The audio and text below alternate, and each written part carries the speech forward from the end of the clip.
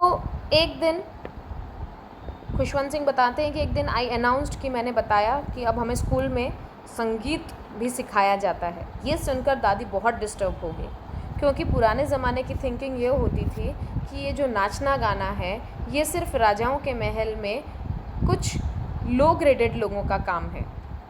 ये शरीफ लोगों का, जेंटल फॉक जिसे यहाँ लिखा गया है, शरीफ लोगों के लिए ये काम नहीं है संगीत और नृत्य वगैरह सीखना।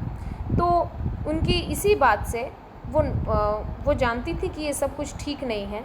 उन्होंने मुझे कुछ कहा तो नहीं, लेकिन उनकी खामोशी से मुझे पता चल गया था कि वो इस चीज़ को सही नहीं मानती। अब वो शायद बहुत कम, रेयरली मतलब बहुत कम मुझसे बात करती थी। When I went up to university, जब मैं पढ़ाई के लिए यूनिवर्सिटी गया, मुझे खुद का कॉलेज, जब मैं कॉलेज में एंटर हुआ, राइट, रहता तो वहीं था अपने शहर में अपनी मम्मी पापा के साथ, लेकिन अब वो कॉलेज में जब जाने लगा तो क्योंकि पढ़ाई के लिए अब ज़्यादा समय और ज़्यादा अच्छे माहौल की ज़रूरत थी, तो मुझे अपना एक अलग कमरा दे दिया क्या घर में। तो जो कॉमन लिंक था मेरे और मेरे दादी के बीच दोस्ती का, वो चुटकी बजाते ही स्नैप्ड, मतलब चुटकी बजाते ही अब मानो गायब सा हो गया।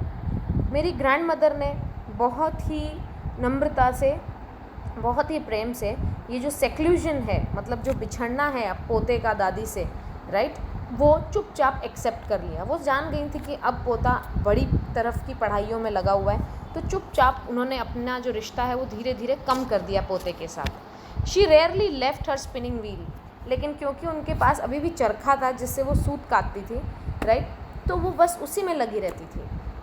सूरज उगने से लेकर सांझ ढलने तक वो अपने चरखे के पास बैठती, प्रेयर बोलती रहती और अपना चरखा चलाती रहती। बस दोपहर में ही कुछ एक टाइम होता था जब वो चिड़ियाओं को खाना खिलाती थी। वो बैठती थी वरांदा में, रोटी के टुकड़े छोटे छोटे तोड़ तोड़ कर, वहाँ पर बहुत सारी 100 के करीब जितनी जो छोटी छोटी चिड़ियाँ आती थी वो उनके आसपास बैठ जाती थी, और इतनी चहचकाहट होती थी, वो इतनी मधुर आवाज़ लगती थी, राइट, और उन्हें वो चिड़िया रोटी खिलाती रहती थी। कुछ जो चिड़ियाँ थी छोटी छोटी, वो कभी उनके पैरों के पास आती, कभी हल्की प्यारी सी चोंच मारती उनके पैरों पर, कभी उनके कंधे पर आकर बैठ जाती, और कभी कभी तो कुछ उनके सिर पर भी बैठ जाती। पर दादी, शी स्माइल्ड, वह हमेशा स्माइल करती थी, बट नेवर शूड, कभी उन्हें खुश करके ऐसे भगाया नहीं, right. It use to be, दादी के लिए वो लगभग पूरे दिन भर में से वही एक आधा घंटा सबसे बढ़िया और सबसे खुशनुमा होता था।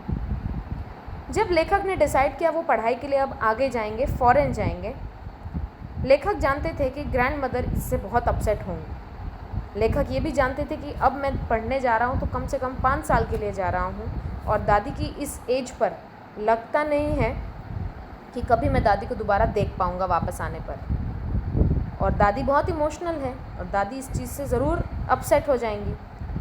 She was not even sentimental, वो बिल्कुल इमोशनल नहीं हुई। वो मुझे स्टेशन तक छोड़ने आई, बट कोई बात नहीं की, बस उनके जो लिप्स हैं वो उनकी प्रेयर में हिलते रहे। She was lost in her prayer, उनकी जो उंगलियां थी वो अपनी भगवान की जो माला है उन्हें जपने में लगी हुई थी। धीरे से उन्होंने मेरा माथा चूमा, और मैंने उस जगह को जहाँ उन्होंने मुझे चूमा था, उस माथे को मैंने हमेशा के लिए, उस याद को हमेशा के लिए संजो के रखा, क्योंकि मुझे लगता था शायद ये उनके और मेरे बीच का आखिरी फिज़िकल कांटेक्ट है। मगर ऐसा नहीं हुआ। 5 साल के बाद मैं घर वापस आया and was met by her at station, और स्टेशन पे वो मुझे लेने भी आई। वो बिल्कुल भी मुझे ऐसा नहीं लगा कि वो कुछ और बूढ़ी हुई हूँ, वो वैसी की वैसी। आज भी कोई बात नहीं, बस उन्होंने मेरा हाथ पकड़ा, अपनी प्रेयर उनकी अभी भी चल रही थी।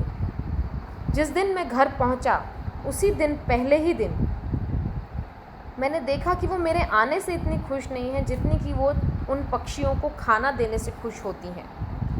इन द इवनिंग एक चेंज, एक बदलाव मैंने देखा। उस दिन उन्होंने अपनी प्रेयर नहीं की, बल्कि उन्होंने पड़ोस से काफ़ी सारी महिलाओं को अपने घर बुलाया। एक पुरानी ढोलकी सी होती है, उसे ज़ोर ज़ोर से बजाकर गीत गाने लगी। कई घंटों तक वो जो ढोलक की जो मेम्ब्रेन होती जिस पे हम बीट्स बजाते हैं, वहाँ पर वो ज़ोर ज़ोर से बजाती रही बीट्स, और एक ऐसा गीत गाने लगी जिसका मतलब था कि जब कोई योद्धा युद्ध जीतकर घर वापस आता है तब का वो एक गीत था जो वो गा रही थी। वी हैड टू परसुएड हर, हमें उन्हें ज़बरदस्ती रोकना पड़ा, क्योंकि इससे वो खुद को बहुत ओवर स्ट्रेस कर रही थी। This was the first time, ये पहली बार था जब मैंने उन्हें अपने जीवन में बिना प्रेयर किए देखा। अगले दिन थोड़ी वो बीमार हो गई, उन्हें माइल्ड फीवर था और डॉक्टर ने कहा था कि वो धीरे धीरे चला जाएगा।